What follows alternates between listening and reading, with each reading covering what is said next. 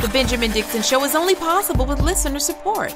Go to www.thebenjamindixonshow.com to register for our blog and join the Progressive Army.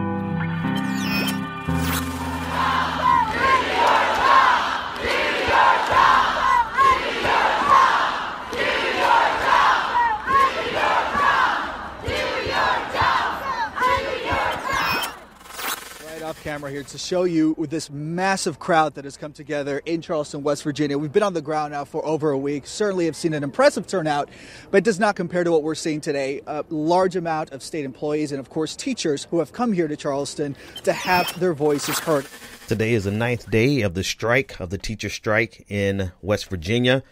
Some 277,000 students are out of school. And the first audio you heard was that of thousands upon thousands of teachers who have gathered at the Capitol in this strike, letting their voices be heard.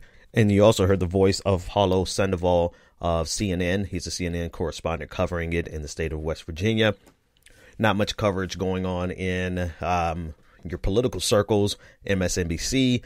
Very little coverage anywhere, but you are getting some coverage from the mainstream outlets. But I want to read this from the New York Times.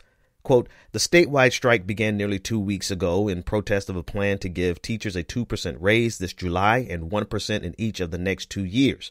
After years of stagnating pay and rising health insurance costs, the state Senate has since approved a 4% increase, but the teachers have been holding out for a 5% increase, the amount that the state House passed.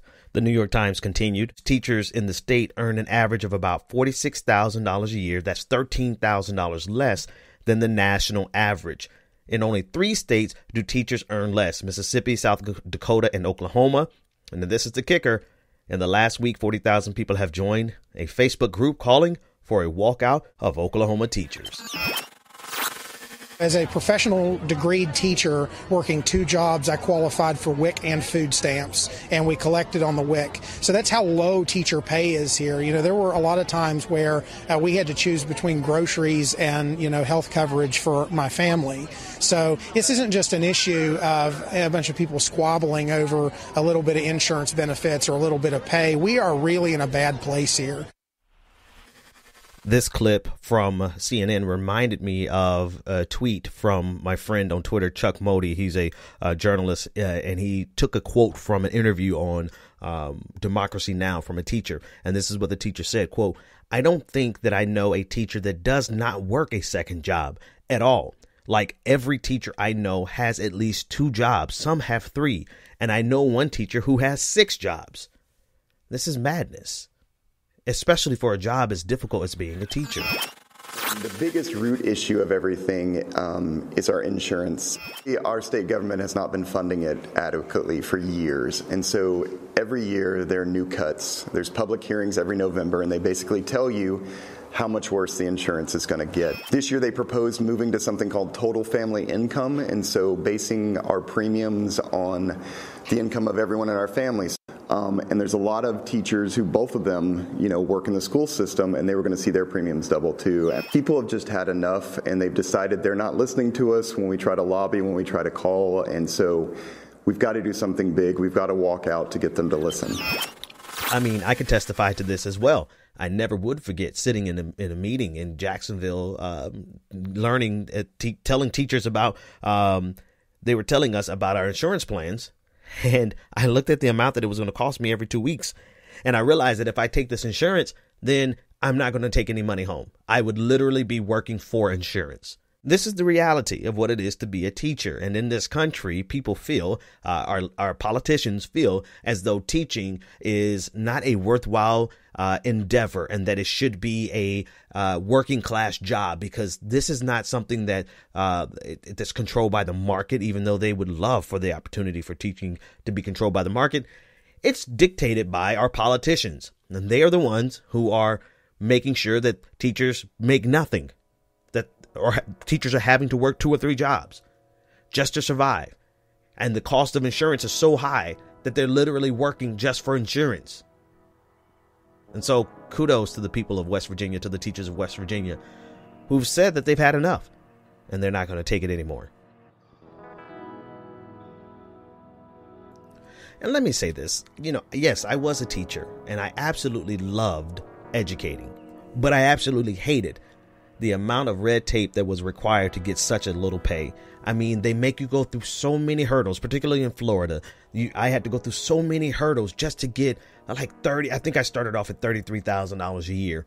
It was embarrassing. It was sad, but it was palatable because you get the summer off, and if you really like teaching the way I like teaching, then it was okay, with the exception of you had to go through so much red tape.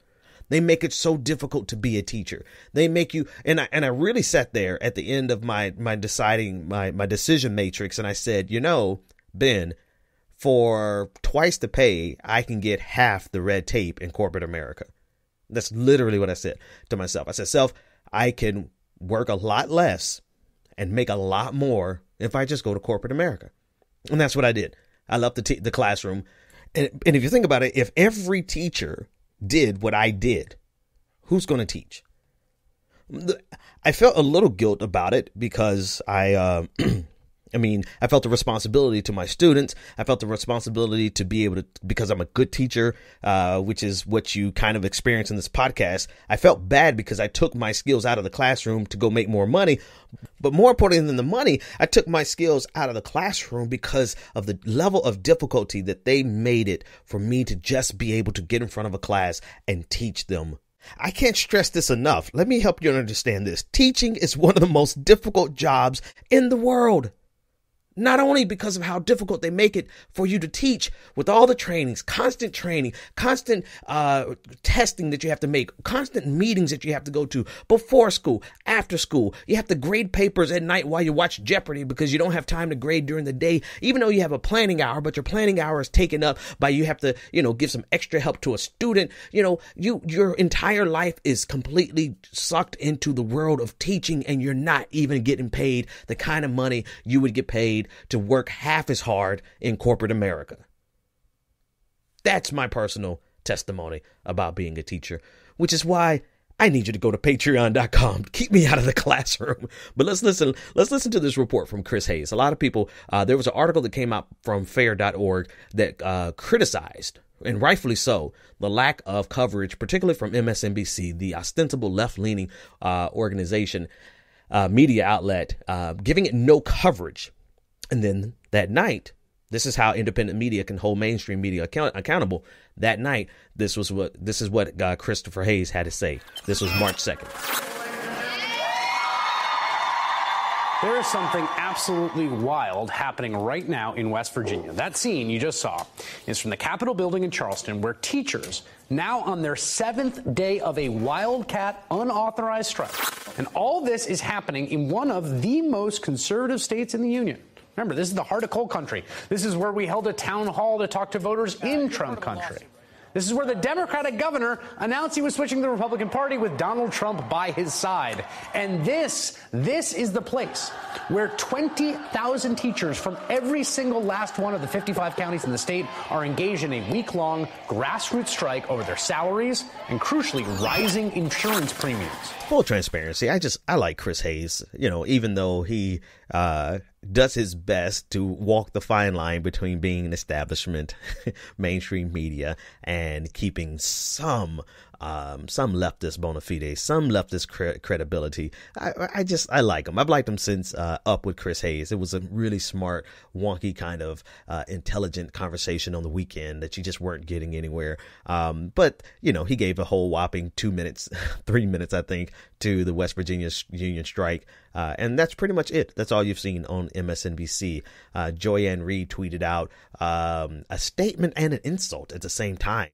And I had to open this in an incognito window, mind you, because Joy-Ann Reid still has me blocked over something from years ago.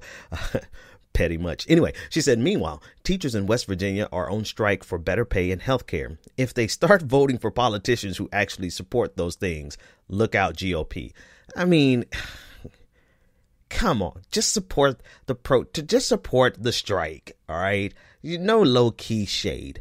Yes, West Virginia is a extremely conservative state. But at the same time, it's at moments like this where people want to see you stand in solidarity with them and not criticize them. At least that's what common sense would tell me. And those teachers who live in a state that spent years cutting taxes over and over for businesses and watching its revenue shrink, and people whose pay ranks 48th in the entire nation, those teachers are still taking care of their students while their schools are closed.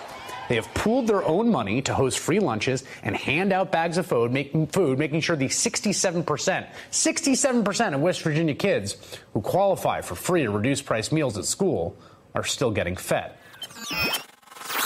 And I think the biggest testimony to the value of our teachers is exactly what Chris pointed out. What Barbara Einrich on Twitter pointed out. She said, quote, "A lot of children depend on free school lunches. So the West Virginia teachers made food packages for them before going on strike and have continued to try to feed them. This is our dystopian welfare state, severely underpaid teachers trying to keep poverty-stricken kids alive."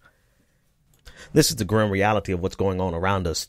States have been cutting funding year after year after year because they are cutting taxes year after year after year because Republicans have one goal and one goal only, and that is to ensure that the richest people in this society have the lowest contribution or commitment to this society.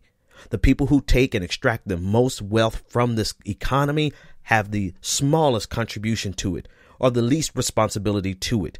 They can take billions and now approaching trillions of dollars out of this economy, but you have dedicated Republicans who want to ensure that even though you can take out $1 trillion, maybe you'll pay a few million in taxes. And so without those dollars in our coffers, and because our school systems are built off of, are funded by property taxes, cutting property taxes on top of everything else, there's always going to be a lack of resources. And so when Republicans say we don't have the money, they aren't lying. But there's a reason they don't have the money. The reason they don't have the money is because they never planned on getting the money and they've been giving the money away.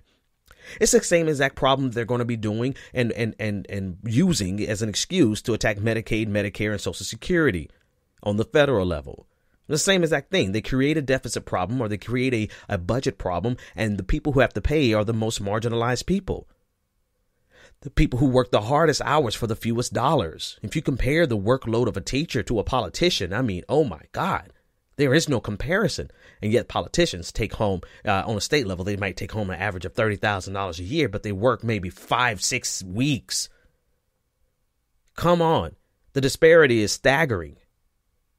And so I think these teacher protests should spread across the country. I hope Oklahoma does get on board and go all out, because there's no way in the world one of the most important jobs, one of the most important professions in our country, is paid the least amount with the highest hurdle of entry to barriers to entry. It is asinine. We've allowed teachers to be the bottom of every totem pole in everything, economically, in terms of what they make, in terms of their reputation, in terms of the ability to transfer those skills to another industry. It's like if you come from being a teacher, nobody wants you. And these are the most important players in our entire system. Our system doesn't work without teachers. Why is it that we have sadistic politicians who take the most important people in our society and make them pay the most? These teachers need to go one step further and make sure that they vote out every politician that cuts taxes at the expense of not only their salaries, but at the expense of children who absolutely need not only qualified teachers, happy teachers, they also need well-paid teachers, and they also need well-funded schools.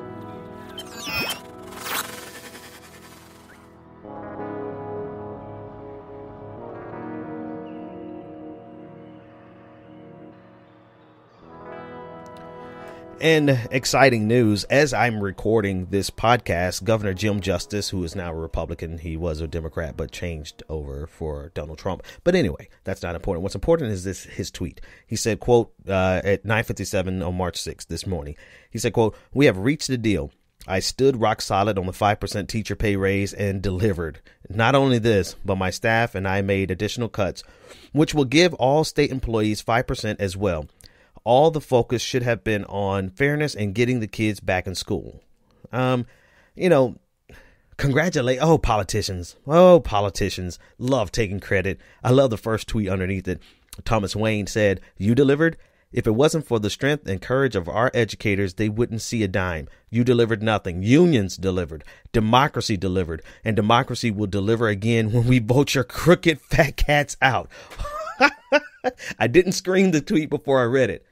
That's awesome.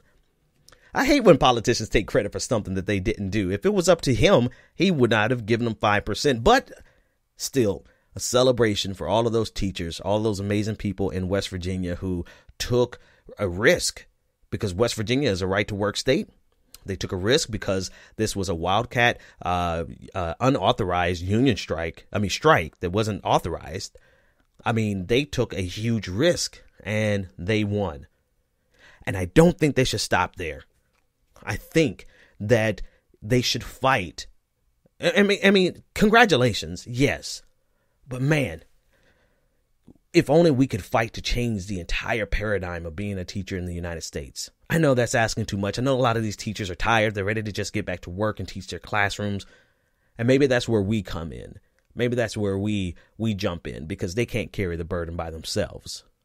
But absolutely, we have to change the entire paradigm of what it is to be a teacher in this country, so that the people who are dedicated through all the difficulty can be the most rewarded.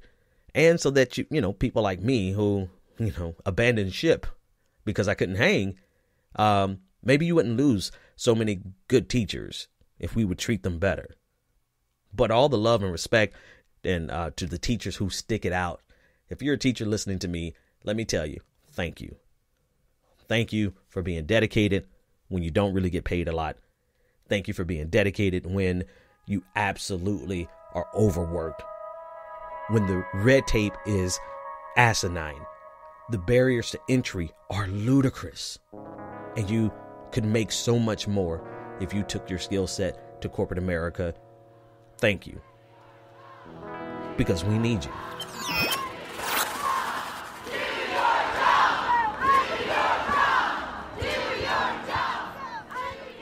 And if I were to give an epilogue for this brief episode, as cliche as this may sound, I think it's most apropos. All power to the people. All power to all the people. The power has always been ours. The government doesn't operate without the consent of the governed. And I generally say that the government can survive any of our protests.